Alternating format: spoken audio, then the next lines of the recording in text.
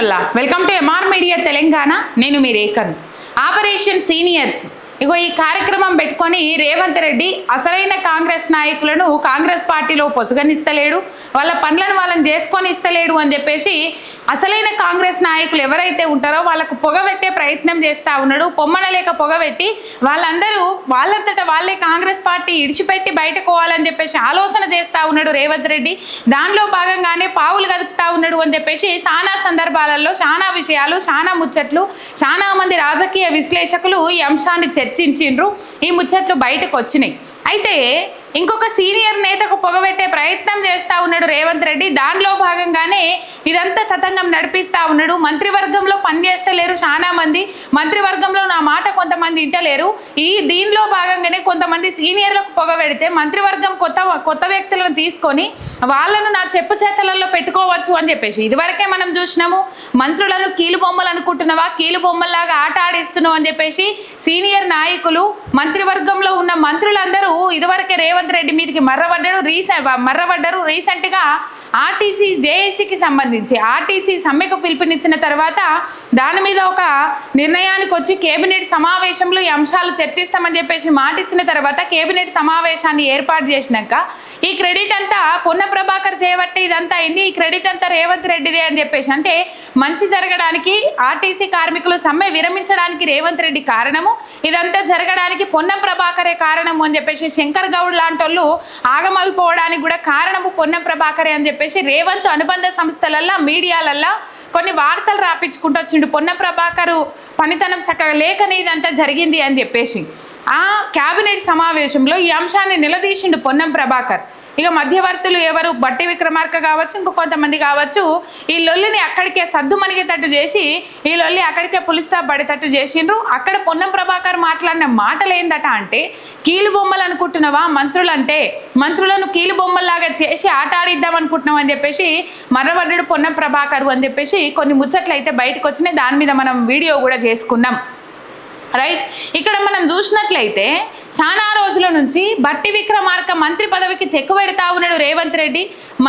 మంత్రి పదవి నుంచి బట్టి విక్రమార్కను ఆర్థిక శాఖ నుంచి తొలగించే ప్రయత్నం చేస్తూ ఉన్నాడు రేవంత్ రెడ్డి అని చెప్పేసి వార్తలు అయితే గప్పుమంటా ఉన్నాయి. మంత్రివర్గ విస్తరణ నేపథ్యంలో కొంతమందిని మంత్రివర్గం నుంచి తీసేసి ఎవరైతే రేవంత్ రెడ్డి చెప్పినట్టు వింటారో, ఇదివరకు కూడా ఇంకో అంశం చేసుకున్నాం మనం, ఇంకో వార్త మాట్లాడుకున్నాము లిస్టు చెత్తబుట్టిలోకి అని చెప్పేసి కొంతమంది లిస్ట్ అవుట్ చేసి కొంతమంది లిస్టును ఢిల్లీ అధిష్టానానికి పంపించిండట రేవంత్ రెడ్డి. దానికి దూత ఎవరైతే ఉన్నారో మీనాక్షి నటరాజనే కదా.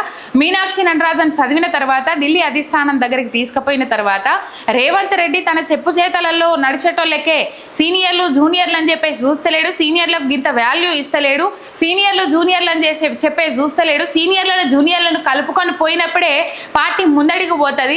ఏమనుకుంటున్నాం, అంతకంటే ముందుగల్లా మల్లికార్జున ఖర్గే రేవంత్ రెడ్డికి మొట్టికాయలు వేసిండు అని చెప్పేసి జీవన్ రెడ్డి అంశంలో ఇవన్నీ చెప్పుకున్నాం మనం. తర్వాత ఈ లిస్టు చదివిన తర్వాత తనకు సంబంధించిన పేర్లను రాసుకున్నాడు అని చెప్పేసి ఆ లిస్టును చెత్తబుట్టలో పడేసిండ్రు. ఇక రేవంత్ రెడ్డికి ప్రియారిటీ ఇయ్యరు అని చెప్పేసి కూడా వార్తలు వచ్చినాయి. అయితే ఇక్కడ కొంతమంది లిస్టును కొంతమందిని మంత్రివర్గంలో నుంచి లేపేయాలని చెప్పేసి ఆలోచన చేస్తూ ఉన్నాడు. దాంట్లో భాగంగా బట్టి విక్రమార్కను కూడా మంత్రి పదవి నుంచి తీసేయాలని చెప్పేసి ఆలోచన చేస్తూ ఉన్నాడు. ఆయనకు స్పీకర్ పదవిని ఇచ్చేసి ఒక దళిత సామాజిక వర్గానికి చెందిన స్పీకర్, ఇప్పుడున్న స్పీకరు అదే దళిత సామాజిక వర్గానికి చెందిన ఇంకో స్పీకర్ను పెట్టాలని చెప్పేసి ఇక్కడ బట్టి విక్రమార్కకు స్పీకర్ పదవి ఇచ్చేసి ఆర్థిక శాఖను ఆయనకు సంబంధించిన వాళ్ళు లేకపోతే ఆయన చేతులలోనే పెట్టుకుంటాడా లేకపోతే ఇంకొకరికి ఎవరికన్నా అప్పచెప్తాడా తెలియదు, కానీ మొత్తం మీద రేవంత్ రెడ్డి చెప్పినట్టు వినాలే. స్పీకర్ గడ్డం ప్రసాద్ కుమార్ కూడా ఇప్పుడు మంత్రి పదవిని ఆశిస్తున్నాడు కాబట్టి ఎందుకు ఆశించారు చెప్పుర్రల్లా, ఉన్నాయే 2 స్థానాలు, ఆశావహుల సంఖ్య ఎంతగానో ఉందో ఏం కథనో డైలీ ఢిల్లీ చుట్టూ చక్కర్ లెవెల్ కొడతా ఉన్నారో మనం అందరం చూస్తూ ఉన్నాం. ఈ రచ్చ అయితే కొనసాగుతూ ఉన్నది. సపరేట్ వీడియో ఎవరెవరు ఆశావహులు ఉన్నారు ఏం కథ అనేది ఈ సపరేట్ వీడియోలో మనం మాట్లాడుకుందాము. మొత్తం మీద బట్టి విక్రమార్కకు పొగబెట్టిండు రేవంత్ రెడ్డి. బట్టి విక్రమార్కను ఆర్థిక శాఖ మంత్రి పదవి నుంచి తొలగించాలని చెప్పేసి ఆలోచన చేసిండు. ఇగో ఢిల్లీ లెవెల్లో మతనాలు జరుగుతున్నాయి అని చెప్పేసి వార్తలు అయితే గప్పుమంటున్నాయి. అయితే ఇక్కడ మనం ఒక ముచ్చట ఆలోచించాలి. కేరళ ఎన్నికల నేపథ్యంలో కొద్దిగా కేరళలో ఎన్నికలు జరుగుతాయని అనగా రేవంత్ రెడ్డి కొంతమంది మంత్రులను పట్టుకొని ఢిల్లీ అధిష్టానం దగ్గరకు పోయి కూర్చున్నాడు. ఎందుకు కూర్చున్నాడు? కొంతమంది మంత్రులను ఎందుకు పట్టుకుపోయిండు అని అంటే వీళ్ళు నేను చెప్పిన మాట ఇంటలేరు, గీగి శాఖలు గీగి వాళ్ళ చేతులు ఉన్నాయి, బట్టి విక్రమార్క అయితే చెప్పిందే ఇంటలేడు అని చెప్పేసి అందరితోని మాట్లాడి ఇప్పుడు ఢిల్లీకి కావాల్సిన పైసలు ఇవి, ఢిల్లీ ఏఐసిసి భవనానికి కావాల్సిన పైసలు ఇవి, రావాల్సిన ఫండింగ్ ఇది, మీరు మూటలు కట్టుకొని ఇట్లా రారి అని చెప్పేసి అందరినీ కూర్చోబెట్టుకొని మాట్లాడినరు. ఢిల్లీ అధిష్టానం అనే ముచ్చట అయితే బయటకు వచ్చింది. తర్వాత కేరళ ఎన్నికలు జరిగినాయి. కేరళ ఎన్నికలకు కూడా మన ఫండింగే, మన తెలంగాణ రాష్ట్రం నుంచే పైసలు పోయినాయి, హెలికాప్టర్లు తెలంగాణ రాష్ట్రం నుంచే పోయినాయి, మనకు రావాల్సిన పైసలన్నీ తీసుకొస్తున్నారు, అప్పులు తీసుకొస్తారు, 4,000 కోట్లు 5,000 కోట్లు 6,000 కోట్లు ఆర్బీఐ దగ్గర అర్జీ పెట్టుకుంటున్నారు, ఇంకో 2,000 కోట్లు అప్పు చేస్తా ఉన్నారట. ఈ అప్పులన్నీ తీసుకొస్తారు, మంచిగా మూటలు పట్టుకొని ఢిల్లీ అధిష్టానానికి చేరవేస్తా ఉన్నారు. రేవంత్ రెడ్డి చెప్పుకోనే పట్టే నేను తప్ప ఇంకొకరు దిక్కు లేదు అని చెప్పేసి రైట్. మొత్తం మీద ఇక్కడ మనం చూసినట్లయితే బట్టి విక్రమార్క కొన్ని రోజులకెళ్ళి కాంట్రవర్సీకి కేర్ ఆఫ్ అడ్రస్గా మారిపోయిండు. బట్టి విక్రమార్క మంచిగానే ఉండే, మరి ఇప్పుడేమైంది ఏం కథ తెలియదు కానీ చాలా మంది గిట్లనే మాట్లాడుకుంటా ఉన్నారు.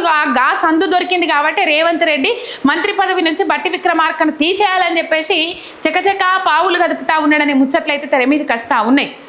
ఏ ముచ్చట్లు అని అంటే కాంట్రాక్టర్లకు సంబంధించిన పెండింగ్ బిల్లులు ఏవైతే ఉన్నాయో అవి విడుదల చేయడం కోసం ఆర్థిక శాఖ నుంచి బట్టి విక్రమార్క కావచ్చు, లేకపోతే వాళ్ళ ఇంట్లోనే దుకాణం తెరిచిండ్రు అని కొంతమంది కూడా మాట్లాడిర్రు. 20% కమిషన్లు ఇస్తేనే పెండింగ్ బిల్లులు విడుదలవుతున్నాయి అని చెప్పేసి సచివాలయం ముంగట్నే డైరెక్ట్ కాంట్రాక్టర్లు నిరసన వ్యక్తం చేసిన పరిస్థితి మనం చూసినాము. అదొక్కటి అట్లుంటే నైని కోల్ బ్లాక్ వ్యవహారం ఏదైతే ఉన్నదో ఈ తతంగం అంతా బయటపడంగానే బట్టి విక్రమార్క బయటకు వచ్చి ఏం చేసిండు, ఈ టెండర్లను రద్దు చేస్తున్నామని చెప్పేసి మాట్లాడిండు. మరి ఈ టెండర్లను నైని కోల్ బ్లాక్ వ్యవహారం ఏదైతే ఉన్నదో ఆ టెండర్లను రద్దు చేస్తున్నావు బాగానే ఉన్నది కానీ మరి సింగరేణిలో జరుగుతున్న కుంభకోణం ఏంది, అది ఓపెన్కి సంబంధించిన అది ఎవరైతే టెండర్లు వేసిరో వాళ్ళది కనబడేటట్టు ముందుగానే అది చేసిండ్రు కదా, మరి దాని కథ ఏంది, దాని లెక్కేంది అని చెప్పేసి హరీష్ రావు గారు ప్రశ్నించిండ్రు బట్టి విక్రమార్కను. అది బాగానే టెండర్లు రద్దు చేసిరు కానీ మరి దీని తతంగం ఏంది అని చెప్పేసి కూడా ప్రశ్నించారు. దానికి సమాధానం వాళ్ళు చెప్పలేకపోయారు. ఇక ఇవన్నీ అంశాలు బయటకు వచ్చినాయి. రేవంత్ రెడ్డి అనుకూల మీడియా ఏదైతే ఉన్నదో డైరెక్ట్గా అది బట్టి విక్రమార్కను టార్గెట్ చేసుకుంటా వార్తలు రాపించుకొస్తే బట్టి విక్రమార్క డైరెక్ట్ ప్రెస్ మీట్ పెట్టి ఆయన వెనుక ఎవరున్నారో నాకు తెలుసు అని చెప్పేసి ఆనాడు ఖమ్మం సభ ఉండే, ఆ ఖమ్మం సభకు పోకముందు చెప్పిండు బట్టి విక్రమార్క నేను పోయొచ్చినాక ఆ పేరు బయట పెడతా అంటే బట్టి విక్రమార్కను రేవంత్ రెడ్డి ఆ సభా వేదికగా కాకాబట్టిండు, ఆకాశానికి లావట్టి కూసోబెట్టిండు.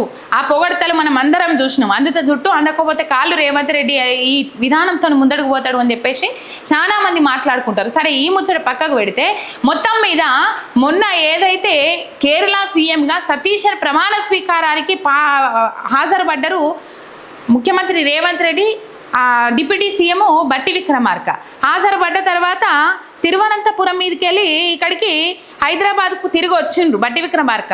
మంగళవారం ఉటిన మళ్ళా ఢిల్లీకి బయలుదేరిండ్రు. ఎందుకు బయలుదేరారు అంటే కేంద్ర ప్రభుత్వం నిర్వహిస్తున్న స్వచ్ఛ భారత్ 2.0 జాతీయ సమీక్షకు హాజరైండ్రు. వాస్తవానికి సమీక్షకు బట్టి విక్రమార్క హాజరు కావాల్సిన అవసరం లేదు. ఈ సమీక్షకు రాష్ట్ర పురపాలక అండ్ పట్టణాభివృద్ధి శాఖల ఉన్నతాధికారులు హాజరైతే సరిపోతుంది. కానీ డిప్యూటీ సీఎం స్థాయి వ్యక్తి అవసరమే లేదని ప్రభుత్వ వర్గాలు చెప్తున్నాయి. కానీ రాష్ట్ర మంత్రివర్గ విస్తరణ పునఃవ్యవస్థీకరణలో తనకు పదవి గండం పొంచి ఉన్నదనే సంకేతాలు వెలువడుతున్న నేపథ్యంలో బట్టి విక్రమార్క ఏం చేసిండు, ఢిల్లీ అధిష్టానం పెద్దలతోని కలవడానికి పోయిండు. కానీ అపాయింట్మెంట్ ఇంకా దొరికిందా దొరకలేదో తెలియదు. అపాయింట్మెంట్ అయితే దొరకలేదట. మొత్తం మీద అధిష్టానం కూడా ఒక రకంగా ఆలోచన చేస్తూ ఉన్నదట. ఇప్పుడు ఇక్కడ అసలు కాంగ్రెస్ వర్సెస్ వలస కాంగ్రెస్ అన్న నినాదం బాగా వినపడతా ఉన్నది. ఇప్పటికే వాళ్ళ మధ్య విభేదాలు ఏర్పడ్డాయి, విభేదాలు చాలా వచ్చినాయి అని చెప్పేసి ఇప్పటికే వార్తలు మనకు మస్తు వైరల్ అవుతాయి. అసలు కాంగ్రెస్ వర్సెస్ కొసరు కాంగ్రెస్, ఇప్పుడు వచ్చినోళ్ళు అప్పుడు ఉన్నోళ్ళు పాతకాలం నుంచి ఉన్నోళ్ళు. జీవన్ రెడ్డి విషయంలో కాంగ్రెస్ పార్టీకి పెద్ద దెబ్బ పడ్డది. ఒక జగిత్యాలలోనే దెబ్బ పడుతుంది అని చెప్పేసి ఆలోచన చేసిండ్రు. కానీ రాష్ట్ర వ్యాప్తంగా జీవన్ రెడ్డి విషయంలో పెద్ద దెబ్బ పడ్డది. పెద్ద ఎత్తున క్యాడర్తోని బీఆర్ఎస్ పార్టీ కండువా కప్పుకున్నాడు జీవన్ రెడ్డి. ఆ కండువా కప్పుకున్న నేపథ్యంలో ఢిల్లీ అధిష్టానం పిలిపించుకొని అంత పెద్ద సీనియర్ నాయకుడు పార్టీని వీడి వెళ్తుండగా నువ్వేం చేసినావు, ఎందుకు బతిలాడలేదు అని చెప్పేసి రేవంత్ రెడ్డినే తిట్టిండ్రు. అయితే ఇక్కడ సీనియర్ కాంగ్రెస్ నాయకులు ఇప్పటికే ముక్కు విరుపుతో ఉన్నారు. రేవంత్ రెడ్డిని ముఖ్యమంత్రిని చేసుడు, అట్లనే రేవంత్ రెడ్డి పెత్తనం చెలాయించుడు, నా మాట మీరు వినాలే, నా ఒంటెది పోకడ నేను పోతాను, ఆ మాట మీరు వినాలే, నా బాటలోనే మీరు నడవాలి, కిమ్మనద్దు కుక్కుమనద్దు అన్నట్లుగా వాళ్ళని ఎక్కడోళ్ళని అక్కడ గప్చుప్ సాంబార్ బుడ్డి చేసి పడేసిండు రేవంత్ రెడ్డి. వాళ్ళ మంత్రులు వాళ్ళ శాఖలలో కూడా సమర్థవంతంగా పనిచేసుకోలేకపోతున్నారు అనేది మనకు ఉన్న ముచ్చట్నాయి. మొత్తం మీద ఇప్పటికే జీవన్ రెడ్డి పోవడం వల్ల తీవ్రమైన ఇబ్బంది ఏర్పడ్డది. మరి ఈ బట్టి విక్రమార్క కూడా పొగబెడితే ఏమవుతుంది ఏం కథ అని ఆలోచనలో మాత్రము ఢిల్లీ అధిష్టానం ఉన్నది. మరి రేవంత్ రెడ్డి మాట వింటారా, నిజంగానే మంత్రి పదవి నుంచి బట్టి విక్రమార్కను తొలగిస్తారా అని రేపు చూడాలి. ఇగో ఇదే నిజమైతే మాత్రము బట్టి విక్రమార్కను తొలగిస్తే మాత్రము ఇంకా సీనియర్ నాయకులు కాంగ్రెస్ పార్టీకి ఇంకా దూరం అయ్యే అవకాశం ఉంటుంది రేవంత్ రెడ్డి పోకడతోని అని చెప్పేసి చాలా మంది చర్చించుకుంటున్న అంశం. ఇది కథ. ఒక సబ్స్క్రైబ్ చేసుకొని సపోర్ట్ చేయండి. మీ ఎంఆర్ మీడియా తెలంగాణ శనార్థ్.